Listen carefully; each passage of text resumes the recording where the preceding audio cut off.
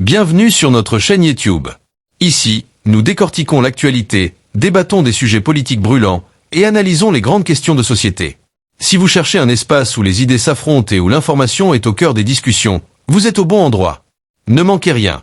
Abonnez-vous et activez la cloche pour recevoir toutes nos analyses, débats et interviews dès leur sortie. Ensemble, enrichissons le débat et façonnons l'avenir. Merci d'être avec nous et n'oubliez pas de partager vos réflexions dans les commentaires. À très bientôt. Le général Oligui Nguema a fait rédiger une constitution. Comment j'appelle ça une constitution? Il a fait rédiger un document de prostitution du peuple gabonais pour le proclamer monarque, vassal du Gabon. Bon, je vais expliquer. D'abord, qu'est-ce que c'est qu'une constitution à la base? Et pourquoi ce que Oligui a écrit là, c'est pas une constitution, c'est un torchon. Une constitution, c'est la loi fondamentale d'une république. C'est l'expression la plus noble, la plus élevée, la plus précise de la volonté de vivre ensemble d'une communauté politique. C'est la règle qui règle toutes les règles. Voilà pourquoi on l'appelle la loi fondamentale. La Constitution doit donc être le reflet de la raison, le reflet de l'idéal partagé par l'ensemble des citoyens qui constituent le corps de la nation. Jean-Jacques Rousseau disait qu'elle doit être l'expression de la volonté générale, c'est-à-dire du bien commun, de ce qui est considéré comme nécessaire pour que vivent ensemble, en paix, en justice, librement et également tous les hommes. En tant que tel, une constitution est un document donc sacré. Il représente, ce document, l'expression la plus pure de l'idéal humain, de la collectivité qui se l'approprie. Voilà pourquoi les constitutions sont adoptées par des référendats. On dit un référendum, des référendats. Le référendum est un acte par lequel le peuple est consulté afin d'exprimer son adhésion ou non à une proposition ou à un projet constitutionnel. Oligui Nguema rédige une constitution, soi-disant. Mais qu'est-ce qu'on trouve dans cette constitution? Voici assez rapidement les caractéristiques de la constitution de M. Oligui Nguema. Ça fait tout simplement peur. Oligui Nguema rédige une constitution qui dit que lui, Oligui Nguema, lui seul, il est le chef des administrations civiles et militaires. Article 55. Et c'est lui seul qui doit nommer, bien sûr, le vice-président de la République. Article 48. Il doit nommer le chef du gouvernement. Il est lui-même le chef du gouvernement. Article 69. Il peut dissoudre l'Assemblée nationale. Article 62. C'est lui qui préside à la justice, au Conseil supérieur de la magistrature. Article 123. C'est lui qui nomme 3 des 9 juges du Conseil constitutionnel, après avoir bien sûr imposé les autres. Article 123. C'est lui qui nomme le président du Conseil économique et social et tous les autres membres du bureau de cette institution. Bref, en fait, Oligui Nguema vient de concevoir une constitution qui dit que le Gabon, c'est lui. Le Gabon. Changer de nom au Gabon. Le Gabon s'appelle désormais Oligui Land. Oligui Land. Le Gabon, c'est chez lui. Le Gabon, c'est lui. Il est le Gabon. Sa volonté doit être faite au Gabon. Les chrétiens, les musulmans du Gabon n'ont plus besoin de leur prière habituelle. Dans la prière chrétienne, on dit « Notre Père qui est aux cieux, que ta volonté soit faite dans le ciel et sur la terre, comme sur la terre. » Oligui Nguema a remplacé la prière modèle des chrétiens. Ça devient notre Oligui qui est à la tête du Gabon. Que ta volonté soit faite dans le ciel du Gabon et sur la terre du Gabon. Car c'est à toi, Oligui, qu'appartient la gloire pour les siècles des siècles. Amen. Ce qu'Oligui Nguema a rédigé là, ce n'est pas une constitution, c'est une prostitution du peuple gabonais. Il n'est en cela en rien meilleur que le sieur, eh bien, Léon Mba. Léon Mba, lui, était venu transmettre la présidence de la République du Gabon ici, à Paris, sous l'œil attentif de Focard. Quand on a découvert qu'il souffrait d'un cancer du sang en phase terminale, Léon Mba, reçu l'ordre de Gaulle et Foccart de transmettre le pouvoir à leur valet préféré qu'ils avaient trouvé. Il s'appelait à l'époque Albert Bongo. Et il y a toujours cette caméra où Léomba transmet le pouvoir à celui qui devait s'appeler plus tard Omar Bongo. Je ne sais pas si je peux vous la retrouver ici. C'est très intéressant d'entendre la transmission du pouvoir. Transmission du pouvoir. Léomba. Omar Bongo. Il s'appelait encore à l'époque Albert. Voilà. La meilleure adresse de la ville. Je voudrais que vous écoutiez ça. Goûtez au plaisir du fry maison avec Easy Fry de Moulinex. Monsieur le Président, votre mandat de président de la République du Gabon expirait seulement en 1968.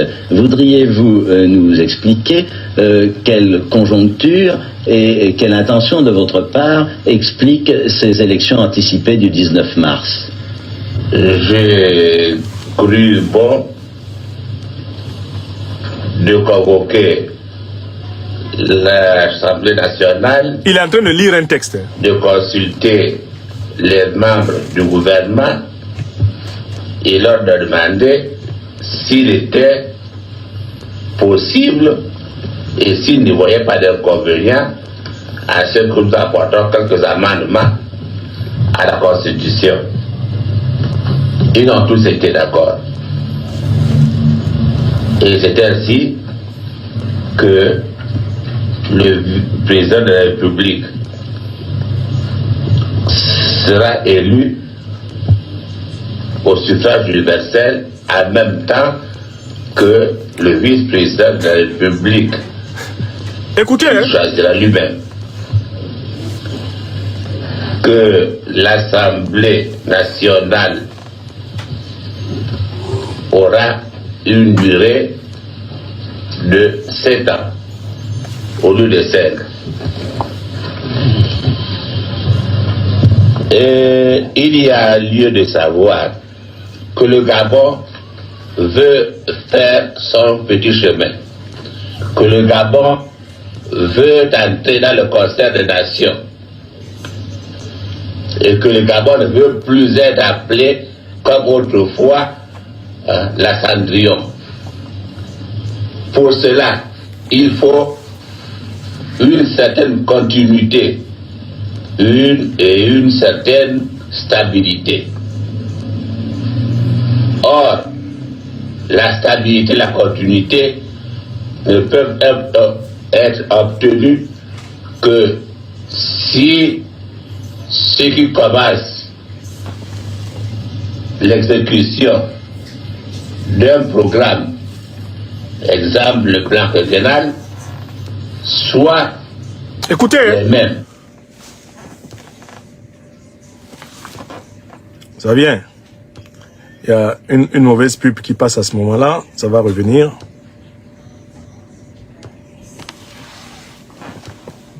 Je vous reviens dessus. Hop.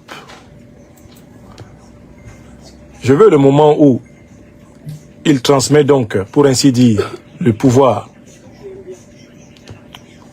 Très bien. Excusez-moi. Je peux retrouver ça. Voilà. Je peux vous retrouver ça. Je l'avais ici. Léomba Omar Bongo. Passation de pouvoir, Léomba Omar Bongo. Passation de pouvoir, Léomba Omar Bongo.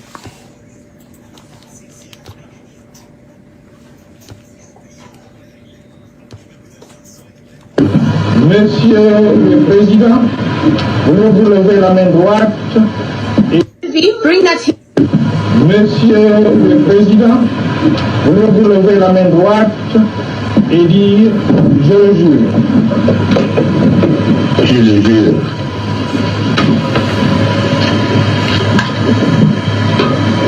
Monsieur le Vice-président, voulez-vous lever la main droite et dire « Je le... » Bon, je vous la retrouverai parce que j'ai vraiment la vidéo dans laquelle J'ai vraiment la vidéo, j'avais gardé la vidéo dans laquelle il dit transmettre directement donc le pouvoir à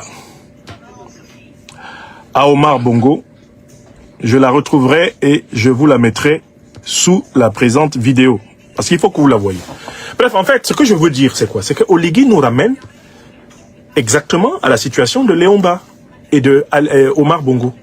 À une situation dans laquelle le pouvoir des Gabonais était confisqué par des individus soutenus par le pouvoir néocolonialiste et colonialiste français et sans avoir besoin pour cela de consulter en réalité les Gabonaises et les Gabonais. En s'attribuant le pouvoir absolu dans cette constitution qui est antipopulaire, dans cette constitution qui n'est le reflet d'aucune volonté véritable du peuple gabonais, que nous dit en réalité Oligui Nguema? Oligui Nguema nous dit très clairement que le résultat du référendum est déjà écrit. Quand ils ont écrit la constitution, ils ont écrit le résultat du référendum. Le peuple gabonais n'a pas besoin d'aller dans les urnes. Le résultat du référendum a été écrit avec la constitution. Quand on écrit dans une constitution que le président de la République va avoir tous les pouvoirs, celui qui écrit cela a déjà prévu de déclarer que les Gabonais ont voté à la majorité de la constitution. Parce qu'en fait, il ne peut pas s'arroger tous les pouvoirs et prendre le risque de laisser la décision entre les mains du peuple. En s'arrogeant dans le texte tous les pouvoirs, Oligui Nguema annonce une fraude référendaire. Il n'y aura pas de référendum au Gabon. Ce n'est pas un référendum qui se prépare au Gabon. C'est une farce. Le résultat est déjà écrit. Toute Gabonaise qui sait lire le français, tout Gabonais qui sait lire le français, si vous lisez la Constitution, vous savez que le résultat du référendum est écrit dans la Constitution. Quelqu'un ne peut pas écrire une Constitution où il s'arroge tous les pouvoirs. Oligui Nguema s'est arrogé et aller au référendum pour écouter le point de vue du peuple. Il a déjà décidé que c'est lui qui décide. Le texte constitutionnel ne laisse au peuple gabonais aucune fonction dans l'exercice réel du pouvoir. Le texte dit que le peuple gabonais n'a aucun pouvoir. Que celui qui a tous les pouvoirs, c'est le président de la République. Celui qui vous propose ce texte a donc déjà en fait pris tous les pouvoirs. Car écrire ce qu'il a écrit, c'est déjà cela encore, c'est le deuxième coup d'État. Oligui Nguema a commis déjà 2 coups d'État. Un coup d'État militaire, néocolonial, mais il vient de commettre le 2e coup d'État. C'est le coup d'État constitutionnel. Rien que le texte de la Constitution soumise au pseudo-référendum, ce texte est un coup d'État. Quelqu'un qui s'assoit, prend sa plume et dit, si je vais décider de tout au Gabon, je suis le responsable de tout ici au Gabon. Quelqu'un qui prend sa plume pour l'écrire, cette personne ne peut pas dire votez alors. Votre point de vue gabonais ne compte pas pour Oligui Nguema. Et vous auriez bien tort de vous distraire à aller dans les urnes, car ces urnes, il s'en fout de leur contenu. Il va proclamer comme Ali Bongo, il va proclamer comme Omar Bongo, il va proclamer comme Albert, comme Léomba, il va proclamer les résultats qu'il vous a annoncés. Son discours est déjà le résultat de l'élection farfelue qu'il prépare. Mieux. Mais pourquoi Oligui Nguema fait-il cela? Pourquoi Oligui Nguema veut-il établir au Gabon une dictature encore plus fermée que celle d'Omar Bongo? Je vais vous donner la réponse à cette question. Et il ne faut pas que vous l'oubliez. C'est parce que le précaré de la France-Afrique est en péril que ce système mafieux a besoin à la tête du Gabon d'un dictateur absolu. Le coup d'État militaire d'Oligui Nguema a été soutenu par la France-Afrique parce qu'Oligui Nguema est la dernière chance pour le néocolonialisme de tenir le Gabon. Si un coup d'État révolutionnaire et populaire avait eu lieu, cela signifierait le démantèlement des bases militaires néocolonialistes au Gabon. Cela signifierait l'effondrement engagé de la domination néocolonialiste en Afrique centrale. Cela signifierait la mort du franc CFA d'Afrique centrale qui est toujours en suspens. Cela signifierait que la révolution ouest-africaine, incarnée par le Mali, le Burkina Faso et le Niger, s'est résolument déplacé en Afrique centrale. Et que par conséquent, par effet domino, eh bien, la République centrafricaine, le Gabon, le Congo-Brazzaville, le Cameroun, le Tchad vont basculer hors du contrôle du précaré français. Le raidissement du régime d'Oligui Nguema à Libreville est le signe de la grande panique de la mafia de la France-Afrique qui est en train d'être dessouchée en Afrique de l'Ouest. On s'achemine dans tous les pays d'Afrique centrale vers des dictatures militaires. Et je préviens le président Touadéra, qui a rompu avec le mouvement révolutionnaire panafricaniste continental, qu'il y a un coup d'état militaire france-africain qui lui pend au nez et il n'y aura personne pour s'en plaindre quand ça va lui arriver. Un coup d'état militaire france-africain a déjà été réalisé pour stabiliser relativement le Tchad. Et chaque fois que le président tchadien, Mahamat Idriss Déby Itno, fait un pas hors du précaré, vous voyez toutes les menaces qui s'accumulent sur lui. Un coup d'état militaire France-africain se prépare actuellement au Cameroun, car la tutelle de la France-Afrique ne croit pas que Franck Biya puisse préserver les intérêts du néocolonialisme, en raison de son isolement, en raison de son peu d'expérience politique et de la détermination de ses rivaux internes à ne pas le laisser succéder à son père. Il est prévu un coup d'état militaire néocolonial au Cameroun. Et c'est la même chose qui a vocation à se perpétrer au Congo-Brazzaville. Après Denis Sassou Nguesso, on cherchera à maintenir un satrape france-africain. C'est la révolution de palais néocolonialiste france-africaine que l'on veut utiliser pour maintenir l'Afrique centrale dans le précaré de la France-Afrique. Est-ce que c'est clair? Seuls ceux qui dorment dans la classe de l'université libre de l'Afrique des libertés ne comprennent pas ce que je dis. Le raidissement monarchique d'Oligui Nguema lui a été dicté par ses patrons. Parce que dessouchés du Mali, dessouchés du Niger, dessouchés du Burkina Faso, ils ont désormais une peur bleue de perdre le Gabon. De perdre définitivement et irréversiblement le Congo-Brazzaville et le Cameroun. Et ils ont peur d'ailleurs que cela arrive encore plus vite en République centrafricaine. Car la politique menée par le président Touadéra est devenue floue. Et ils savent que coupé de son peuple, il est facile à cueillir. En le caressant dans le sens du poil comme ils font ces derniers temps, ils attendent le meilleur moment pour le frapper. Et il n'aura plus que ses larmes pour pleurer. Quand cela arrivera. Je dis ces choses aujourd'hui pour que vous compreniez ce qui va se passer demain et après-demain. L'Afrique centrale sera un théâtre de coups d'État néocolonialistes. Si les mobilisations des peuples ne réussissent pas à court-circuiter le schéma du rééquilibrage néocolonial. Je résume donc la situation au Gabon. La nouvelle constitution n'est ni nouvelle, ni une constitution, c'est un torchon. Écrivez ça, au Gabon. Oligui Nguema fait pire que Léomba, il fait pire qu'Omar Bongo, il fait pire qu'Ali Bongo. Mais il ne le fait que parce qu'il est poussé dans le dos, pistonné, comme dirait le président Laurent Gbagbo, par ses maîtres de la mafia france-africaine. Eux, ils ont peur de perdre définitivement leur précaré en Afrique centrale. Pourtant, ils le perdront. C'est écrit. Ils le perdront. Car les jeunes populations du continent africain et des diasporas sont déterminées à réaliser le programme de l'Afrique des libertés. Retrait de toutes les troupes néocolonialistes du continent africain, abolition, suppression de la monnaie néocoloniale du franc CFA, fin de l'ingérence des puissances étrangères dans le choix des dirigeants africains et enracinement des institutions africaines dans la tradition africaine. Voilà ce qui est prévu. Il n'y a aucun doute. D'accord? Écoutez-moi bien. C'est ce que j'ai dit. Kit Kat existe maintenant au rayon petit déjeuner. Donc, Un break, des céréales Kit Kat. ne croyez pas en cette histoire de constitution. Et maintenant, Si, rapide que jamais. si je pouvais donner des consignes citoyennes, philosophiques et morales à mes frères et sœurs les Gabonais, c'est boycotter ce référendum de merde. N'y allez pas. N'y allez pas. Ça ne vous concerne pas. Tout a été ficelé, tout a été décidé. Restez chez vous. Dites à Oligui Nguema que son référendum vise le peuple gabonais, mais ne le concerne pas.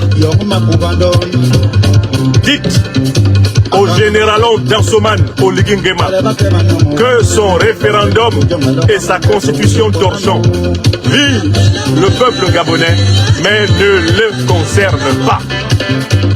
Dites à Oligui Nguema que personne ne prend son machin de constitution au sérieux. C'est un torchon. Et les Gabonaises et les Gabonais éveillés vont rester tranquillement chez eux. Il faut un taux d'abstention record. Restez chez vous. N'allez pas acheter de nouvelles menottes.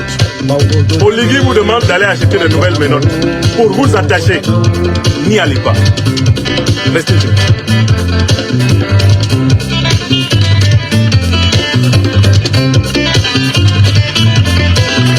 Voilà la vérité.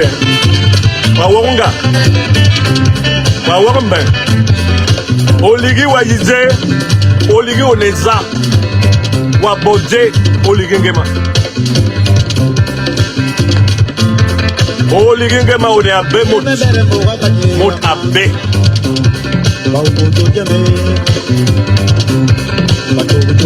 Oligui Nguema on est Mayou. On est Mangani Mangwa. Le sorcier de l'aventure mystérieuse de Patrick Kemanzo. Mangani Mangwa. Le général Mangani Mangwa. Oligui, c'est un nouveau Fifion Ribana. Fifion Ribana. Fifion Ribana. Le dansoman de Libreville. Il prend les gens pour des cons. Dis donc. Quand j'ai lu sa constitution là, on s'en a fait qu'un tour. J'ai dit, mais il se moque des Gabonais à ce point-là. En plein 2024, un torchon pareil, même pour emballer les arachides au marché d'Akébé. Voilà. Sa constitution ne vaut rien. J'ai dit, Oligui Nguema, sa constitution là, même sa propre femme ne peut pas appliquer ça. Sa propre femme qu'il a épousée, qui est à la maison là. Même la femme d'Oligui Nguema ne peut pas appliquer la constitution que son mari l'a écrite. Ça ne peut même pas s'appliquer dans une famille. Monsieur décide de tout. Du nombre de morceaux qu'il y a dans la marmite. Qui va manger la cuisse gauche? Qui mange la cuisse droite? Qui peut manger les pattes du poulet? Est-ce que quelqu'un existe ici qui peut manger la crête? C'est toujours lui qui décide. Hein? Qui va manger le dos du poulet? C'est toujours le même monsieur. Quelle femme va accepter ça? Un peuple qui accepte une telle constitution est un peuple déshumanisé. C'est un peuple démonisé. C'est un peuple complètement invertébré. Froisser les bêtises et jeter